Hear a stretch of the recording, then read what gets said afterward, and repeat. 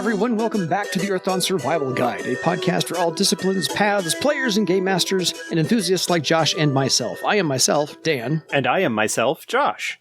There we go. On today's podcast, we will be discussing all things ecumenical and theological, because we're going to talk about the Passions and some Questors. We are going to actually talk about the Earthdawn-related stuff and not the classic REM hit, Talk About the Passion. No, we're not. Aside from that, if you have any questions for us after this episode is done, or before you hear this episode and have a question about something else you want to talk to us about, or would like us to answer for you, please email us at edsgpodcast@gmail.com. And before we get into our discussion for this episode, I do want to mention, within a couple of days after this episode going live, the weekend of February 19th through 21st of 2021, Facet Games is hosting FreedoniaCon, which is a free online convention dedicated to all of FASA's current stuff. We'll have online games that people will be able to play. We've got not only FASA staff that is running games, but also, I imagine, some other folks are volunteering to run games of stuff online. I am not, but are you? I am running one session on Saturday, the 20th. It is likely to already be booked up by the time you hear this, unfortunately. But in addition to that, we've also got streaming events that are going to be done on our Discord, but also streamed simultaneously to our the Facet Games Twitch channel. Ross is going to take folks on a tour of the storage unit where all of the archived stuff is located. Wow.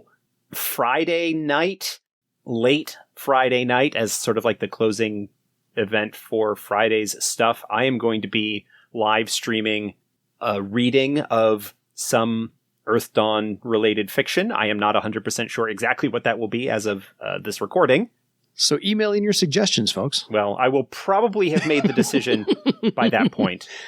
And then Sunday, as one of the final events of the weekend, Sunday the 21st, Dan and I will be live recording what will be the next episode here in the feed. And that is the one that we're going to be answering emails that we have received since our last email session, and time and interest permitting, answering questions from folks in chat and things like that. There's another panel that I'm doing on Sunday with Cliff from the Legends of Earthdawn podcast. I'm trying to see whether we're going to get other members of the cast and it's going to be a Legends kind of focused show, or whether I'm going to get a couple of other people who do live stream / podcast Earthdawn games and maybe do like a podcasting type panel. I'm still waiting to hear back on some of that. So, and then anything that you might have missed, if you are hearing this after that event took place, or you've got other stuff going on and you can't catch, there's something you want to watch, we want to catch.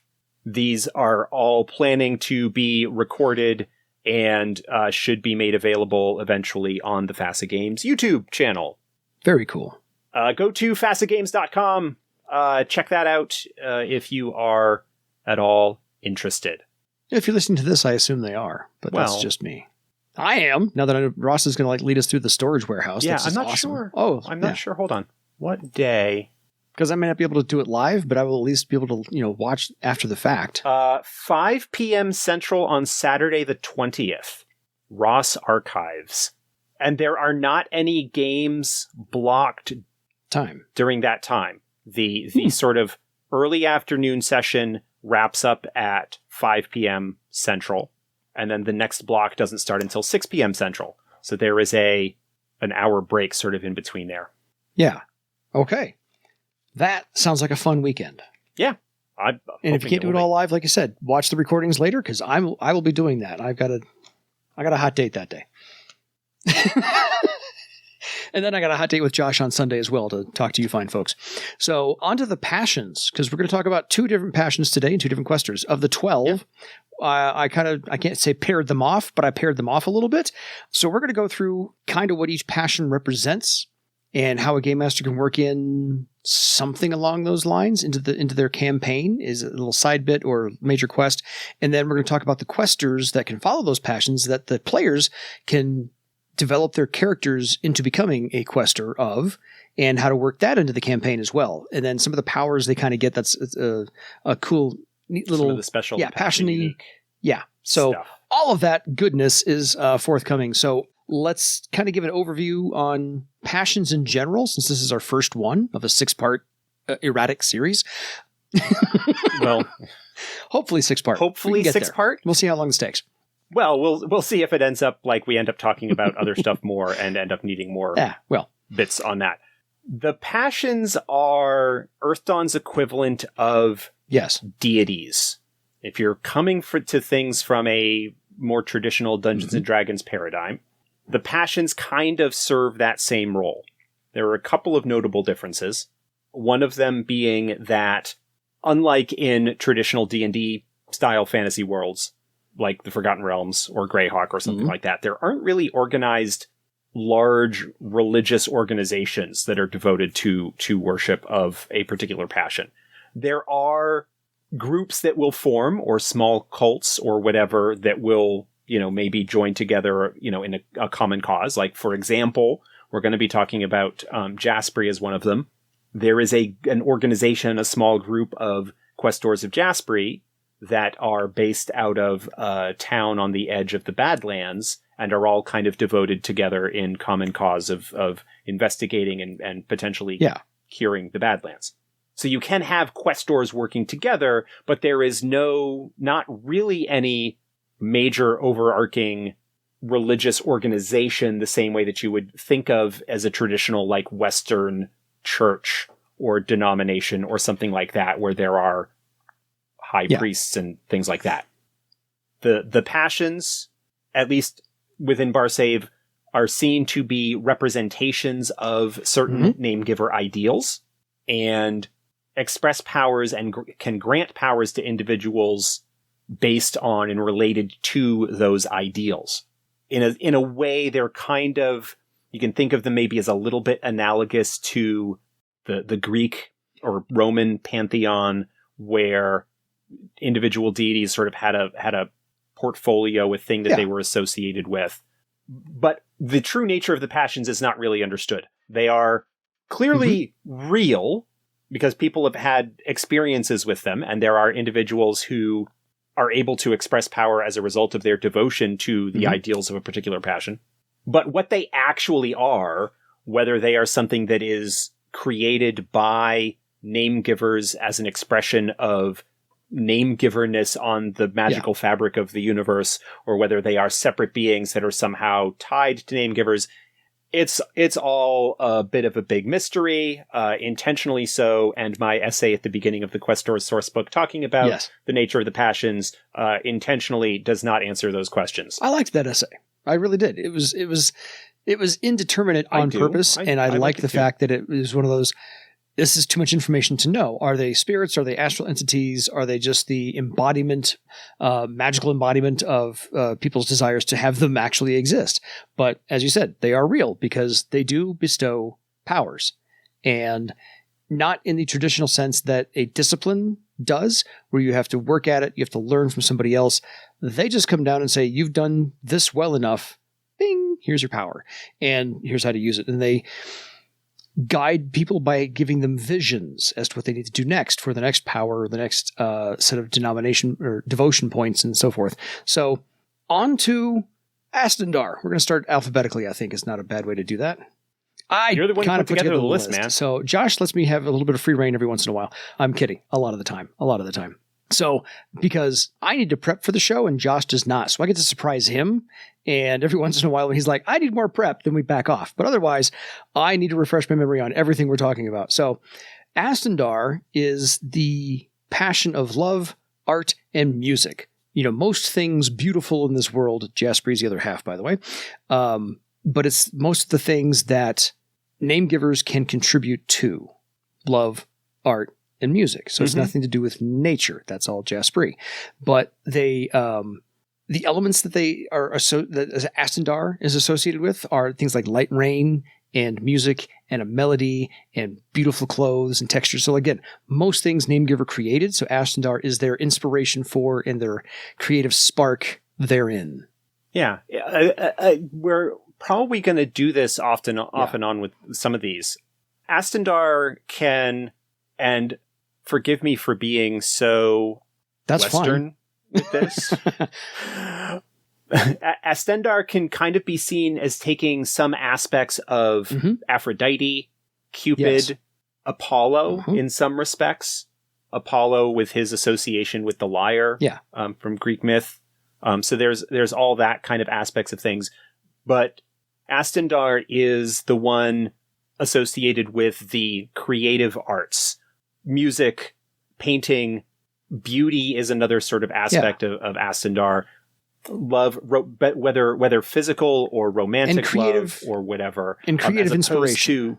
And the creative inspiration thereof. The Muses would be something else that you could kind of draw on to be inspiration in relating to Astendar.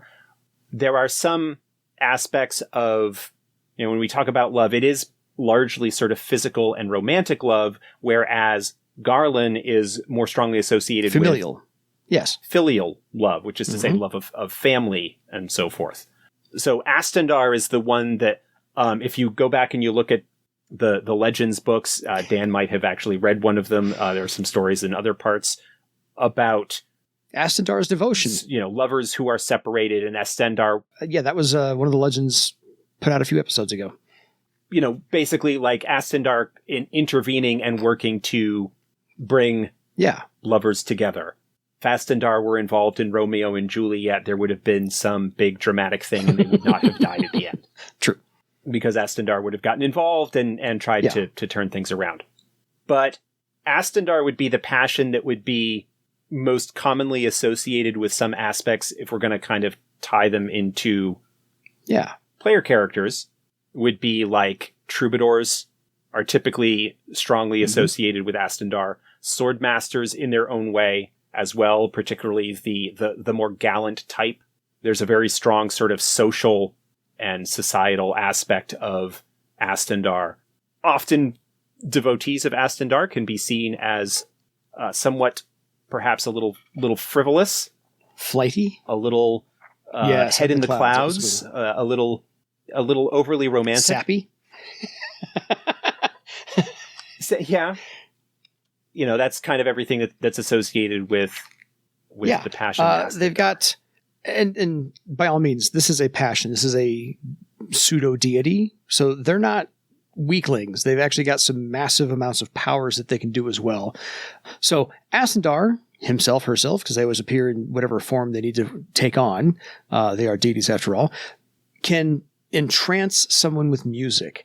They can instill in one person, a pair, a couple, a crowd of people, lust or love, not hate. It's always, beautiful things. And Astendar can also, restore youth. They can make you younger and more lively. But they, like I said, they also are that bit of creative inspiration. If you have the means to pottery, painting, drawings of any kind, sculpting, even dancing a little bit, not so much revelry, that's somebody else.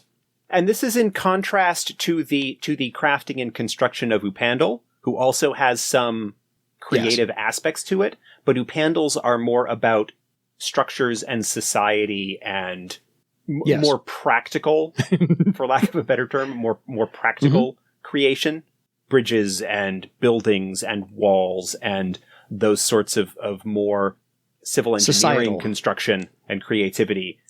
Yeah, as opposed to, again, the as some people would put it, more flighty and unnecessary aspects of art and creativity, which is, of course, awful because art is super important. It's anybody who's had to quarantine, anybody who's had to self-isolate, has had to do, whatever they could to get through it. And your music, your movies, your books, your poetry, your creative inspiration, your sewing, all of these arts are Astendar's playgrounds that he inspired you to draw from to get through the tough times that you have. And so art saves everybody. And this is Astendar's main playground to play with. So most of the questers of Astendar would, of course, be somebody who's exploring the arts in any way. Song, dance, creativity, painting, like we said. And it's not always adepts either, by the way. So if you're going to, as a game master, if you're going to work in Astendar in some way, you could always have your party encounter somebody who is not an adept, but is a quester of Astendar, or maybe, according to some of the legends that we've put out before, they could just have Astendar intervene in some way. Ideas, Josh? I would actually, the way that I would put it, we've never really discussed like what percentage of the population would be questors. The advantage that questors have over adepts in one sense is that, in theory, anybody who is capable of being devoted to the ideals of a single passion is capable of becoming a questor. And so in that sense, I would think that questors would tend to be a little bit more common than adepts. Maybe not too much more common, but I actually think that of the number of questors, a small portion of them are adepts as well. Yeah. Again, when we're talking about player characters, most of the player characters are going to be a combination of adept and questor. The systems and game rules for them are not really designed for them to be equivalent to an adept without other stuff on top of it. But generally speaking, within the setting, questors that are also adepts make up a small portion of the total number of questors, though there may not be a lot of them out there. My gut would say roughly equivalent numbers of total questors compared to total adepts, perhaps.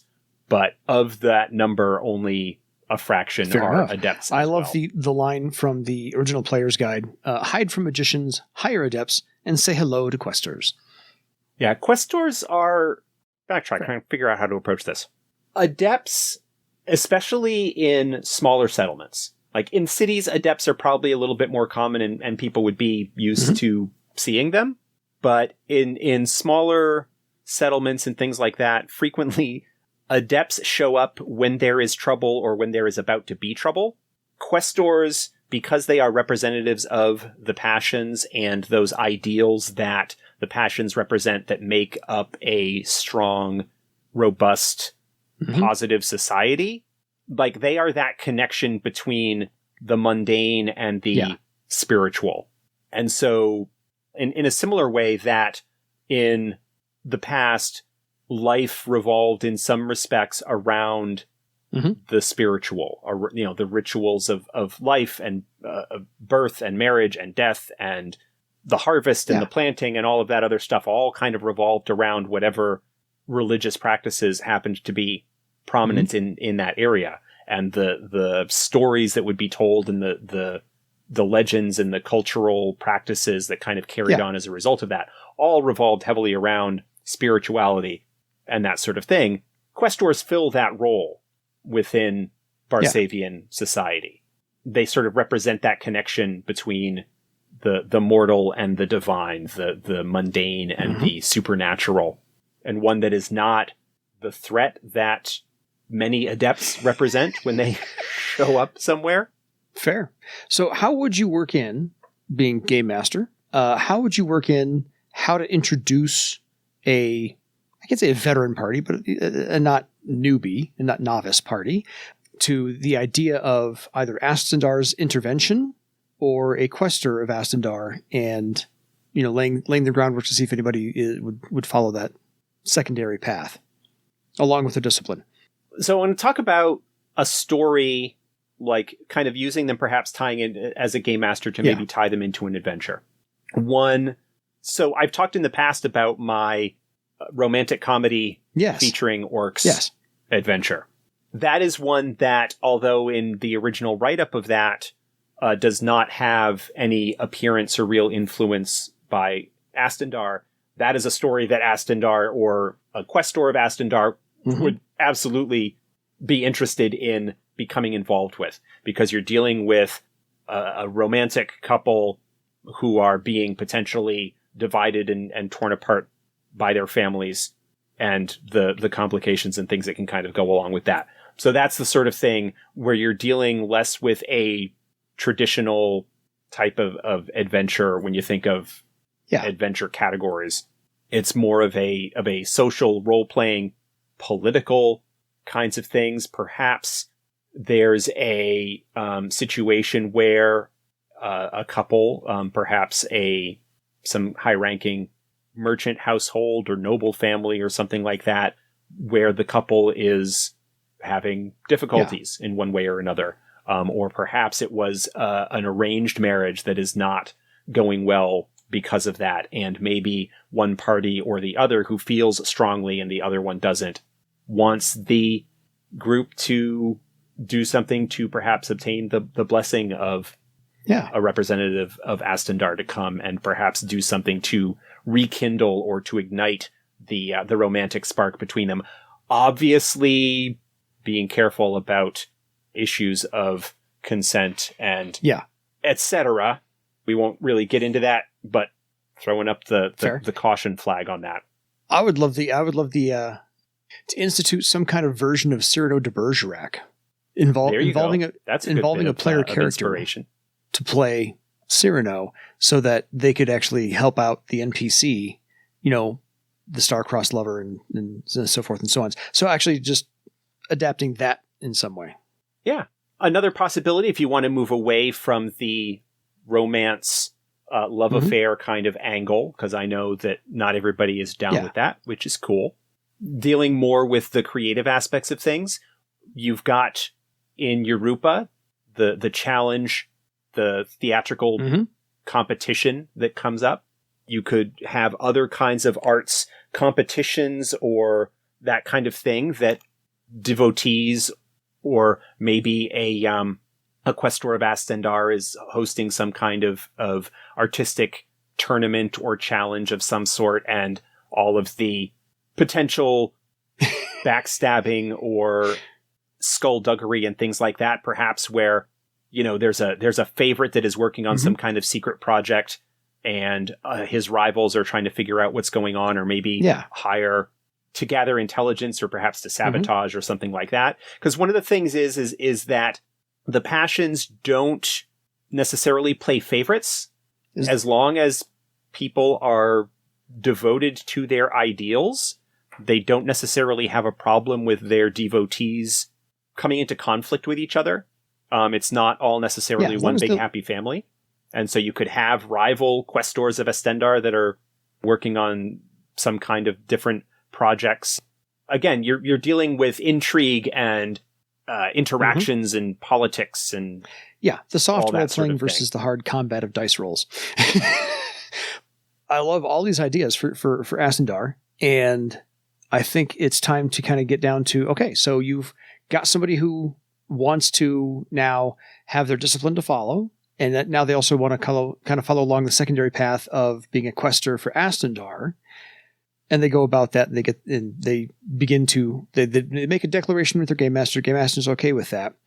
So what's in it for them? What kind of powers do they get? Shall we run down the list real quick?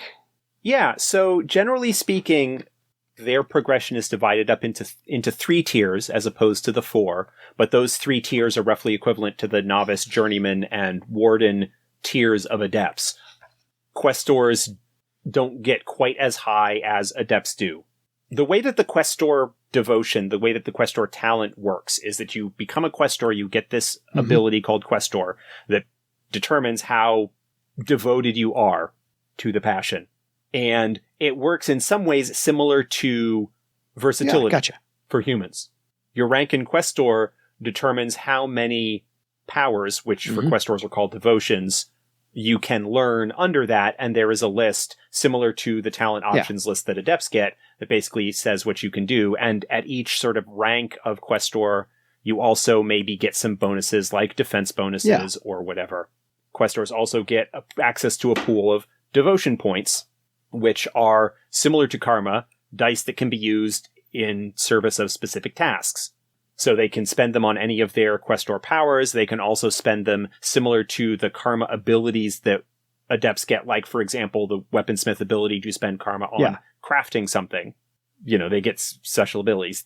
The devotion die for Questors starts at a D4, goes to a D6, and goes to a D8. So it kind of progresses a little tiers, bit faster based on those tiers. But yeah, they basically, you get the ability within your devotion, in your sort of path in following this passion, to customize what approach, what angle. Now, some of the powers that they get are identical, mechanically speaking, to talents that already exist in the game where it makes sense. But there are also some additional things unique to each that are special and unique and available. And the only other difference between their devotion pool and their karma pool is that the karma pool replenishes daily. The devotion pool does not. They have to actually do the devotion deeds to get those points.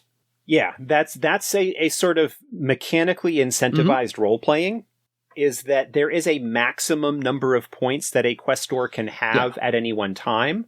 But if their pool is not full, they can do something in service of the passion's ideals that can be rewarded with replenishing points. And the number of points that can be granted is based on kind of bringing back the old, minor, major, and zealous acts of devotion that were described in previous editions. You refill your devotion pool, you refill that pool of bonus dice by doing things that are in service to your passion. So you get these dice, but if you want to continue to have those available, you need to be doing things that are going to replenish it. And I really like that interaction of a mechanical benefit for a role-playing activity. It's the conscious reminder to act out the ideals of the passion you're following. And you need to incorporate that into your role-playing, not just your dice rolling. And so the 3 tiers for all the passions are follower, adherent, and then finally exemplar. So the follower devotions for Astendar, and we've heard most of these before. You get acting. This is your pool to draw from for the abilities you'd like to have. So if you become a follower of Astendar, you can choose acting, artist, conversation, emotion song, empathic sense, entertainer, first impression, impressive display, winning smile. Those are all the ones you've heard of before, but Passions Empowerment, I think, is the only new one here. Yes. Passions Empowerment allows the Questor to grant devotion points and the dice associated with them to other people.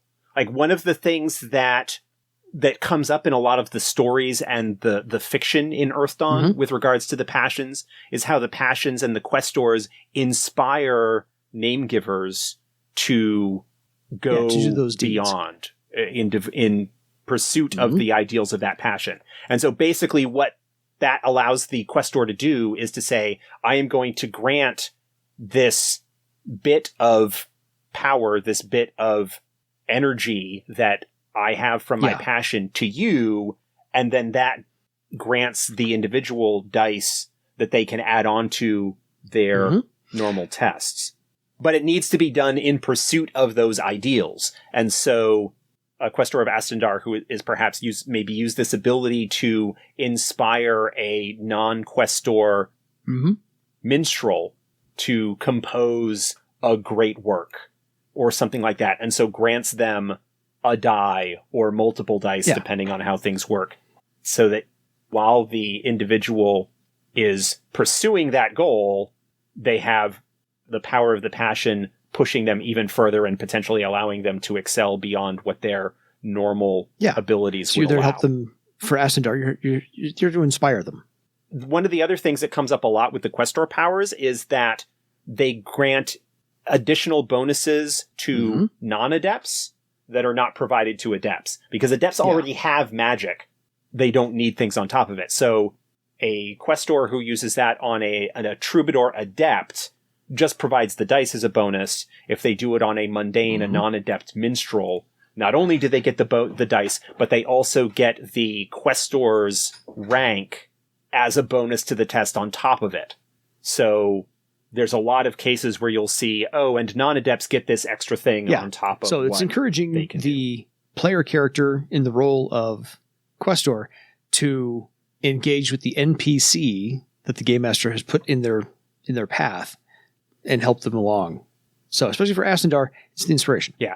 And this is also where, and again, this is like sort of a great example of there's a mechanical thing, but a Questor who is more devoted, who is more in tune and more dedicated to their passions ideals, reflected by having a higher Questor rank, provides more and bigger bonuses to people that they are able to convey, right? The example that's in the Questor's book says, okay, this Questor of Garland has rank 6.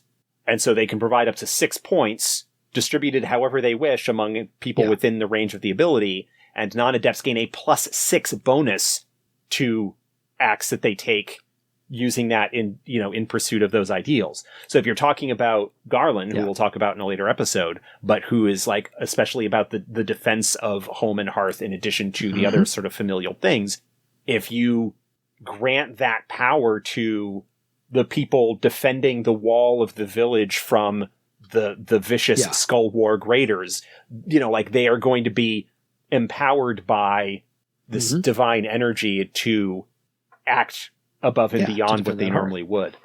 So, like, again, creating mechanics that reflect the narrative that has been provided in previous it's a works. Wonderfully intricate system that relies on each half to work. So that's the follower devotions. The adherent devotions are a little bit more new, because only a couple of those look familiar, like diplomacy, lasting impression. That's pretty much it. So assess intentions, Astendar's muse, Astendar's voice, enchanted gift, passion's insight, and passion's inspiration are all Questor powers that, as far as I can tell, do not have any overlay with talents. Yep. Assess intentions is actually a knack that's in the companion. So it functions similar to like learning Nax's skills. We had talked about that before. So that's something that is available to adepts who have the appropriate, I think it might be an empathic sense knack. I don't know right off the top of my head. I don't have the companion right in front of me. I just was looking in the Questor's book and it says, as the knack, Earthdawn companion, page 89. Under diplomacy. Yes. It's a diplomacy knack? Okay. They're listed by supervising talent in the book. It makes sense that it's a diplomacy knack, actually. That it allows the person using the ability to do exactly what it says, which is get to assess the intentions of whoever that they're targeting. Astendar's muse is basically like the actual sort of muse ability. Like you talk to an artist about their art, and then you can make them obsessive about completing a particular work and maybe get bonuses as a result of that. Astendar's voice inspires the target with the passion's charm, and they gain bonuses to tests made to create favorable impression or advance the cause of the arts or love. The Questors, some of them at least, get a few abilities that actually enhance interaction tests, which is something that a lot of adept magic doesn't tend to do very much. And that Astendar's voice bonus from that can be applied to appropriate interaction tests, but also diplomacy or first impression or anything like that. Passion's insight and passion's inspiration. These are sort of generic. Passion's insight basically allows the Questor to detect whether somebody is feeling emotions related to the passion's area of focus. Yes. Was the other one passion's inspiration? The Questor basically talks and inspires people, granting bonuses to tests that they make in service of that thing. Those ideals. Larger bonus for non-adepts and compared to adepts. So lots of interaction with the other NPCs, or, if you're trying to help out your party a little bit, these aren't bad either. So those are the first 2 tiers. The third tier is the exemplar devotions, and a couple of these, again, sound familiar, like bardic voice and disarming smile, I think is something along the lines of maybe a knack from... Yep. Yeah, that's it. So then we get to Fertility's Season, since it is Astendar. Basically, by doing a little ritual, the Questor makes it more likely that people in the sanctified area are able to conceive. And Live in Bloom. Oh. Love in Bloom. That's a misprint. You're right. There is a typo in the list on page 140. I read it correctly. So you read it correctly. That's okay. We just have a typo. Love in Bloom. So it's love in bloom. The Questor enchants a flower, making all those within range more courageous and receptive to matters of the heart. Affected targets are more interested in love, relationships, and romance. This devotion cannot force anyone to do something they are opposed to, but maybe open their eyes to seeing things in a new way. See, we've got the consent thing in there. For each success, adepts gain +1 to tests and -1 to social defense, while non-adepts gain +2 and -2. Creates a magical flower that makes everybody in the area yeah. fall in It's love. the genie. I can't make you fall in love, but here's a wish. The other one that's there is Silence Influence, and this is something that a few passions get. This is sort of the Questor equivalent of Dispel Magic, in that it allows Questors to stop ongoing devotions or other passion-derived activity. So it is narrowly focused on a particular, only on passion magic, on Questor magic. And obviously it's only available at high ranks because that generally means that you've got to get the passion itself involved in what's going on. But that's basically how that works, is it allows you to stop the influence of another passion. And then the last one you get, last option you get for Exemplar is Thought Link. Yeah, Thought Link is a talent. Sounds right. Obviously a higher circle talent than we've covered so far. No, it's in the player's guide. It's 173. Yeah, Thought Link is basically telepathy. Love that. Yeah. So Astendar actually puts together a pretty good Questor if you want to play one. Add that to your discipline. So what do we think about actually people just making a Questor only and not playing a discipline? Is that going to be a larger challenge? Yes. Yeah, it would be, because Questors do not get as many magical abilities as adepts do, right? They get one devotion per rank in Questor, so they can't ever have more than maximum 12, and that's if they're most devoted to their chosen passion. Whereas adepts get 6 talents right off the bat and access to another 6 by the time they're through their novice tier. So adepts get a lot more access to magical powers, and the abilities that a Questor gets are a lot more tuned toward that passion's devotions and goals. And so for most of the passions, you're not necessarily going to see a lot of the defensive abilities even that are available to most adepts, even in their options like Avoid Blow and whatnot. And so if you're going to have a character in the group that is just going to be a Questor, okay, the other drawback is that pure Questors don't get durability. Yeah. Most of them. Like, it's not built in. Not built into Astendars, yeah. There is, I think, let me just double check here real quickly. I don't remember whether they do or not. Yes, some Questors do have a durability devotion that they provide, but not all of them. So you'll need to keep that in mind, that Questors generally do not tend to be as robust as even mid-circle spellcasters might be, unless they have access to the durability devotion and devote one of their slots to it.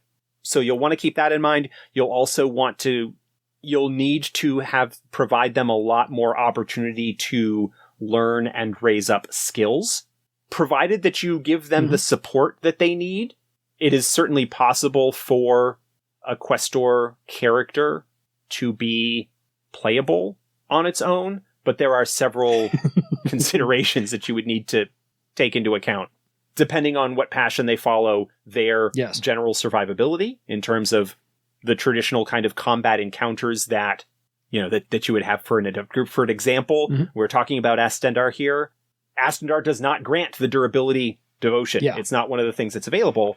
And so thinking that, because they are a questor of rank 7, they can run with journeyman adepts. Well, they're not going to have the death and unconsciousness ratings that are going to allow them to stand up to things that, that adepts would be able to. If you're aware of that going in, and the player is aware of it going in, and you're designing a game that kind of goes around that, it's certainly doable. Maybe as a mini series or something like that, as opposed to a long-term campaign. You would want to be careful about how you're handling that, depending on the passion that the character is going to be following. On the other hand, a questor supporter or NPC or something like that can provide some support in other areas, especially if you've got a smaller group that might not have the triumvirate of things covered. You've got the physical, like Swordmaster warrior type thing, and the mystic with a spellcaster, but you don't have a troubadour or some other kind of social type character. Having an NPC that's like a questor of Astendar or something who doesn't have the physical prowess to perhaps contribute, run the risk of overshadowing somebody, of overshadowing someone in their area of expertise, it could potentially be useful. Yeah. Like I said earlier, the design for questors kind of serves a couple of purposes.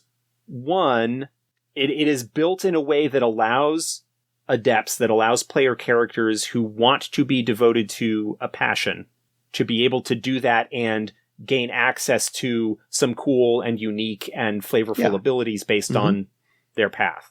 But it also is constructed so that as NPCs, there is some greater framework for what they would be doing within the setting and the type of things that their stories and legends and reputation would take along with them.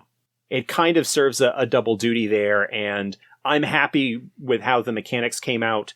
Anybody who has looked at paths will see the influence that the questor rules had on paths.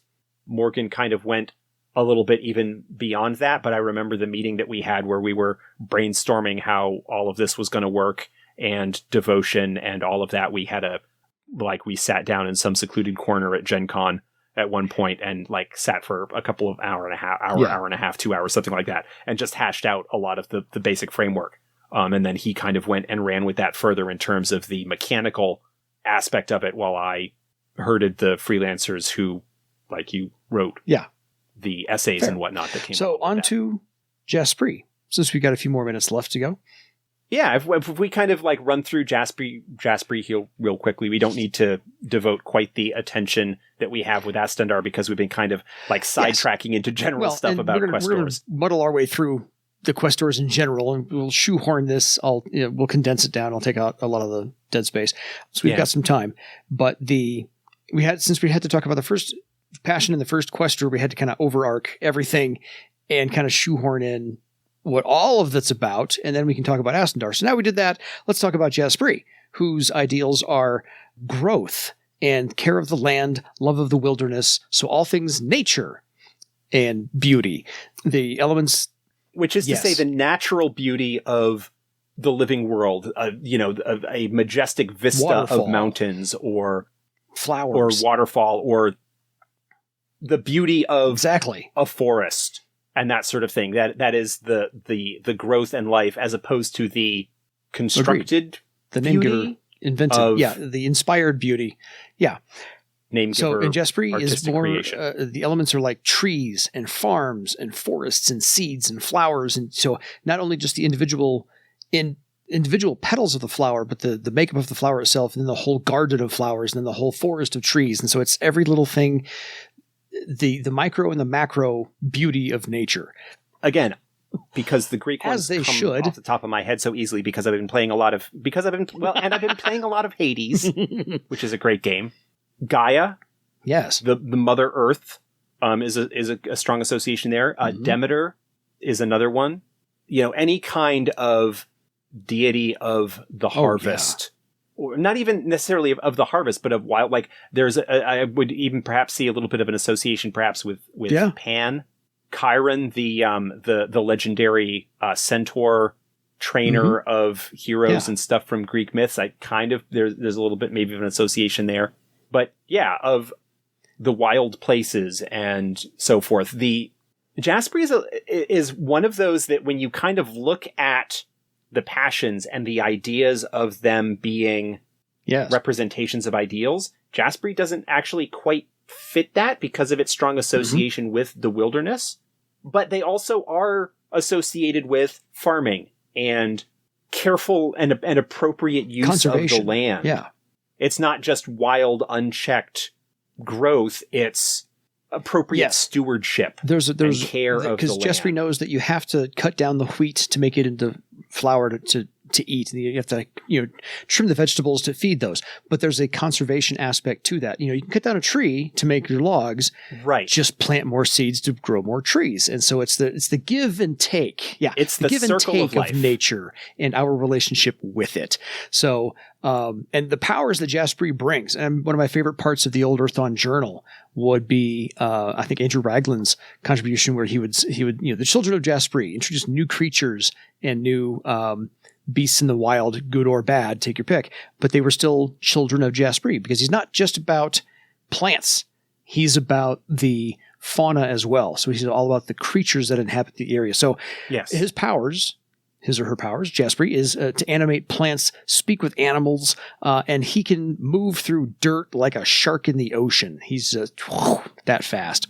Which reminds me of Terrax from Marvel Comics. But anyway, one of those things. Yeah, we had talked about the association that Astendar strongly has associated typically with Troubadours and Swordmasters in some respects. Jaspree would be strongly associated with Beastmasters. Obviously, the shaman, I think, while more spirit-based, would be very strongly tied with Jaspree. Cavalrymen, maybe not so much because of their focus on a single mount traditionally. But I think that... Yeah, a little bit lesser than, but not excluded from. Right. But there's still that relationship and that give and take with a living being that I could definitely see a cavalryman being maybe not necessarily a questor, but would honor Jaspree and would try and potentially have their relationship with their mount be one of a positive kind of give and take, appropriate stewardship and care. My mom is a questor of Jaspree because her garden has so many flowers and tomato plants and corn, and just the way she's designed it and the way she's cultivated it, and the way she clears out the debris every single autumn for the spring growth. It's amazing. So she's had the greenest thumb I've ever known. But if you're going to play, so if there's a questor out there for an NPC, this is your gardener, this is your herder, this is your farmer. So somebody who takes care of nature, encourages the growth, the respect of nature, the recycling of everything. This is your tree hugger, essentially. Again, not always to be adepts, but one of those things. So I think working in a questor of Jaspree for a game master is a little bit easier than a few others because nature's all around. Yeah. I mean, I mentioned earlier that there is a group of questors of Jaspree that is devoted to restoring the damage caused by the scourge in the Badlands. But that is something that can be done anywhere. Anywhere that either the actions of the horrors or where the actions of Namegivers are being driven perhaps by greed that result in the destruction of the natural places as opposed to being more in harmony with it. Like a kind of strip mining situation would be something that would potentially be an offense to Jaspree. And so having questors of Jaspree seeking out the aid of adepts to kill a horror that maybe is causing problems for a town or plaguing its crops or whatever. One of the things that we tried to do, and we'll talk about this a little bit more maybe with some of the other questors where the essay in the questors book is a little bit atypical, is that when you get somebody who is that, especially when you get into high-ranking questors, somebody who is that devoted and that focused to a particular ideal, they can get a little weird. But that just because a questor follows one of the traditional passions, one of the non-mad passions, does not necessarily mean that they will not be an antagonist, that their goals and their objectives will not necessarily run counter to the adepts. It might be that you could have a questor of Jaspree that maybe is so devoted to protecting a particular grove. The essay in the book kind of talks about this as, a lot of people have, this idea of the questors of Jaspree as living in wild groves and chasing people off and whatnot. That's not necessarily the case, and the essay kind of goes on to explain how Jaspree is in all things and so forth. Like a lot of these essays go, think about these other ways that this passion's ideals maybe relate to your daily life. But that you could have a cave troll or something like that, maybe a more primitive or degraded type of individual who is still a name giver in a sense and is able to follow and be devoted to the passions, but maybe doesn't have the societal aspects or societal aspects to their life, and so might be not in favor of a group of questors coming around. Foresters coming in and harvesting some of the wood for making a house or for lumbering or making a house or whatever. And so then might be rallying the creatures of the area to cause problems for, like, summoning small woodland creatures to go and ruin crops and things like that. And so you could have a questor, an antagonist, whose goals maybe in one sense are understandable, that might be or noble from a certain point of view, but that is potentially causing problems for other people that might seek the aid of adepts. Yeah, I can see a questor of Jaspree high enough, the exemplar being like an eco-terrorist. Potentially, yeah. Hopefully the essays kind of contribute to a recognition that some of these individuals are not, like, in order to be that focused on a particular ideal and goal, that it can kind of make you a little squirrely. So let's get down to the nitty gritty on being a questor of Jaspree. If one wanted to follow along that path, the follower and adherent and exemplar devotions. The follower devotions are going to read like a list of things we've come across before, except for maybe a couple of them. Animal bond is a power you get. Awareness, creature analysis, danger sense, dominate beast. Passions empowerment, we talked about with Astendar a minute ago. Stealthy stride, tracking, and wilderness survival. Friend of the land, I think, is the new one. Yeah, Friend of the Land basically allows the questor, through their connection and devotion to Jaspree, to basically get free bonuses on wilderness survival. Never hurts. It's a lot of wilderness out there in Barsave. Friend of the Land acts as an additional wilderness survival test that they can make at the same time, and so gain additional successes within that same time frame that a normal wilderness survival test would. Yeah, they know how to survive, whether that's finding water or food or shelter or anything like that. They basically get additional successes. So the adherent devotions, your second tier. Again, a little familiar. Animal talk.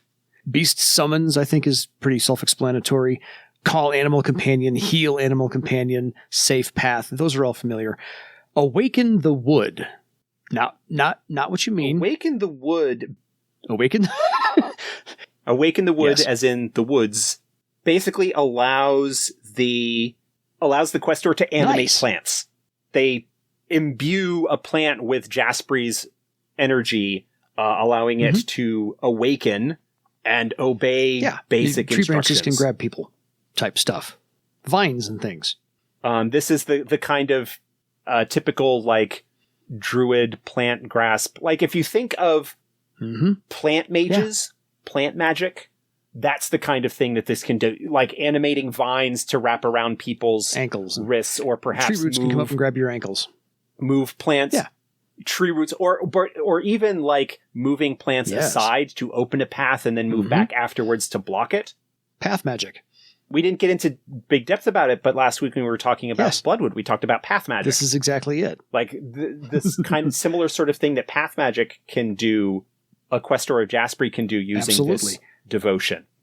Basically kind of reshaping the environment around them to waylay or delay or cause problems for people. Exactly. And then bloom and flourish. I'm pretty sure that's just a bonus to like growing stuff.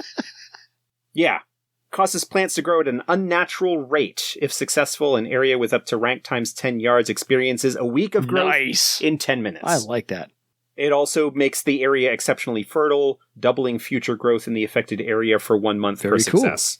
There is a limit to how often it can be used in a given area, and it doesn't allow plants that can't otherwise grow there to grow there. This is the sort of thing like if there was a devastating forest fire that went through an area, that they could use this to like help spur the regrowth of new plants and so forth within that. And of course they get Passions Inspiration, which I think all questers get at the adherent level. So the exemplar devotions, we have animal leadership, which again we've covered before as a talent. Empathic command we've covered before as well. Plant talk sounds really almost self-explanatory. So really, fertility's season. I think it was we talked about that because Astendar gets it. But this is one where it basically does that same sort of fecundity effect, but for animals. Well put. Jaspree's Solace. Oh, I think this is one of these really awesome. Yeah. Jaspree's Solace allows the questor to reduce corruption in an area. Nice. Basically, an area that is corrupted or polluted or tainted by the horrors, they can use this high-ranking questor ability to slowly and over time reduce the corruption in an area. This reminds me of like purifiers. Yeah. Old discipline. It causes them damage to do this. Mm-hmm. They suffer like as if they were casting a spell using raw magic. But it basically allows them to transfer corruption points from an area into their own pattern. Mm-hmm. Nice. And then those corruption points are lost over time. They lose 1 point a month. But it's like a high power, like, obviously there are questors of Jaspree that are devoted to healing the damage in the Badlands. This is the kind of power that allows them to do that, but it's a high devotion and costly and time-consuming process. Yeah, because you do. And then the last exemplar devotion that a questor of Jaspree could get would be Shield the Innocent. So, similar to the Nethermancer spell, Life Circle of One, Shield the Innocent allows the questor to create a magical barrier that prevents attackers from crossing it. And basically, if they try and the repelling is successful, then they get flung back and knocked down and harried and whatnot. Yeah, that's all right. That's a nice little power to have. Keep the garden safe. And similar to Life Circle of One, each instance can only be triggered once per round, so it is possible to get overwhelmed. Mm-hmm. So generally, for more robust defenses, you kind of stack them. Well, yeah. To potentially prevent it from being overrun. That sounds awesome. So I think I start off with two rather, I can say easy passions, but these are the ones that I think would be easiest to work in for anybody to interact with the NPCs. I mean, you have love, art, and music for Astendar, and then for Jaspree is nature and growth and animals. Those are all really prevalent. And farms and the appropriate use and stewardship of the land. Yes. So I think those are two easy ones to kind of work in, maybe to whet the appetite of one of your players to maybe want to follow in this path and become a questor and gain some of those powers, and or how to maybe give an adventure hook for incorporating the ideals of Astendar or Jaspree into your campaign as a little side thing, a little flavor text, a little underlying notion of what might be coming up later on in an adventure of some kind. So any final thoughts on Passions or Questors at the moment, Josh? I think that passions are really interesting and worth exploring as something in your game, especially looking at the mad passions. People don't necessarily have a problem with looking at the mad passions and going, "Oh, these are the cults of the evil whatever." And you kind of build adventures around finding out about a plot, spoiling it kind of thing. Yeah. Those are three easy antagonists. As the kind of writings and essays in the Questor's book and in other places, but especially in the Questor's book talk about, is that the Questors are, like I said earlier, that link between the mundane and the supernatural. Mm-hmm. That they are that that sort of spiritual link that the common folk of Barsave have with these divine, for lack of a better term, these divine spiritual beings. Mm-hmm. And I think that there is, generally speaking, I think you can end up with a much richer experience and a richer game if you explore them and see about ways to bring them into your game. Yeah. Even if they're not necessarily a focus of ways that you can deal with that. Yeah, you can lace them in here and there. I mean, they shouldn't necessarily overtake a campaign, or maybe one campaign can be centered around them, or like I said, just plant the seeds, Jaspree's words, Jaspree will provide, to let somebody understand that there is something outside of their discipline that they may also want to explore and further flesh out and round out their character. Yeah, and especially Questors of Garland, Mm-hmm. and Garland is common and popular because they're the one associated with healing. Yes. And so frequently that's what adepts are after. It's like, oh, hey, more healing powers, more healing stuff, more healing ability. Need those. We want that. Yeah, need that hanging with my homie. And missing out on, like we discussed with Astendar or Jaspree, and how we'll talk about some of the others as we go along through this series. Yeah, so we kind of fumbled our way into talking about the Questors and the passions themselves. With a nice little overarch on all of the passions and all of the Questors and how they kind of operate. So this one's a little bit longer than necessary as far as a podcast is concerned. They will get a little bit tighter because we won't have to do that overarching thing for both of those ideas later on. But we'll cut out some dead fat or some dead air on this one, a little bit of the fat, and trim it down. Otherwise, folks, if you have any questions for us about Passions, Questors, Astendar, or Jaspree, let us know. Feel free to get a hold of us at edsgpodcast@gmail.com. We will have more in this eventually 6-part series. If we can get 2 done per episode, I think we're in good shape. Don't forget, again, the weekend of February 19th through 21st, FreedoniaCon. Mm-hmm. Visit facetgames.com for more information on that. And if you can, come and hang out with us on Sunday the 21st for our live recording so that we can answer questions and things like that. That episode, if you did not catch the live recording, we are planning to have go up in the feed as normal. Yeah. So that will be the next episode that you hear here. I look forward to the Earthdawn quiz lightning round that they offer us in the feed. There are going to be over the course of the weekend, I think there's going to be a trivia contest. Oh, I'm going to fail or at something. That. I've forgotten most of the trivia.